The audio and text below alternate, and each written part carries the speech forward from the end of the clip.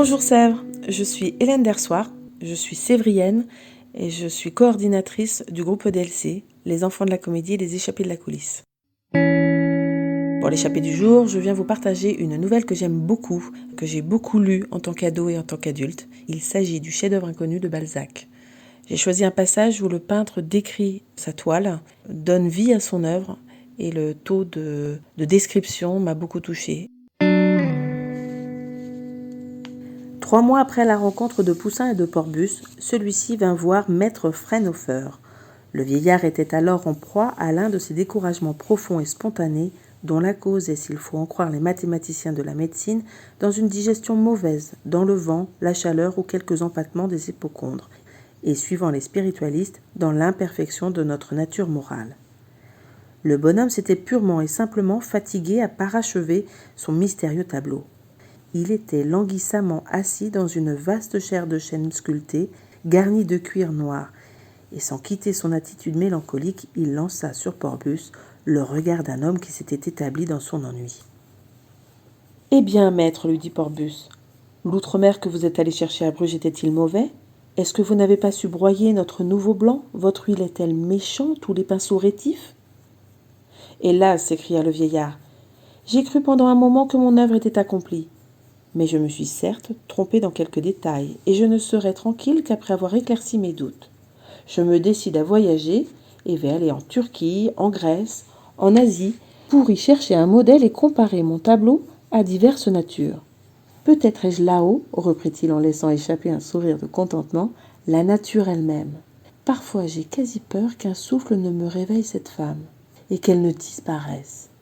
Puis il se leva tout à coup, comme pour partir. « Oh oh !» répondit Phorbus, « j'arrive à temps pour vous éviter la dépense et les fatigues du voyage. »« Comment ?» demande Frennhofer, étonné. « Le jeune Poussin est aimé par une femme dont l'incomparable beauté se trouve sans imperfection aucune. Mais mon cher maître, s'il consent à vous la prêter, au moins faudra-t-il nous laisser voir votre toile. » Le vieillard resta debout, immobile, dans un état de stupidité parfaite.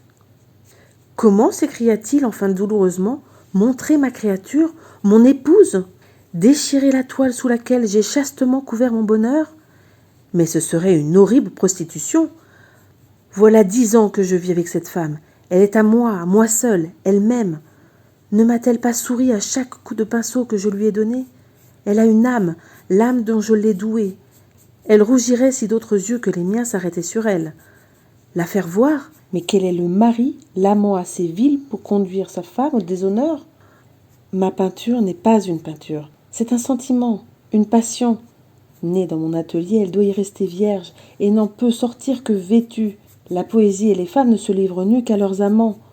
Possédons-nous le modèle de Raphaël, l'Angélique de l'Arioste, la Béatrix du Dante ?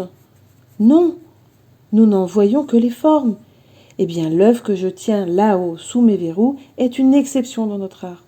Ce n'est pas une toile, c'est une femme avec laquelle je pleure, je ris, je cause et pense. Veux-tu que tout à coup, je quitte un bonheur de 10 années comme on jette un manteau ? Que tout à coup, je cesse d'être père, amant et Dieu. Cette femme n'est pas une créature, c'est une création. Vienne, ton jeune homme, je lui donnerai mes trésors, je lui donnerai des tableaux du Corrège, de Michel-Ange, de Titian, je baiserai la marque de ses pas dans la poussière. Mais en faire mon rival, honte à moi. Je suis plus amant encore que je ne suis peintre. Oui, j'aurai la force de brûler ma belle noiseuse à mon dernier soupir, mais lui faire supporter le regard d'un homme, d'un jeune homme, d'un peintre ? Non, non. Je tuerai le lendemain celui qui l'aurait souillé d'un regard. Je te tuerai à l'instant, toi, mon ami, si tu ne la saluais pas à genoux. Veux-tu maintenant que je soumette mon idole au froid regard et aux stupides critiques des imbéciles ? Ah, l'amour est un mystère. Il n'a de vie qu'au fond des cœurs, et tout est perdu quand un homme dit même à son ami « Voilà celle que j'aime ». Merci aux échappés de la coulisse et à la mairie de Sèvres. C'était un plaisir pour moi de partager cette nouvelle avec vous. Et vous, quel est votre échappé ?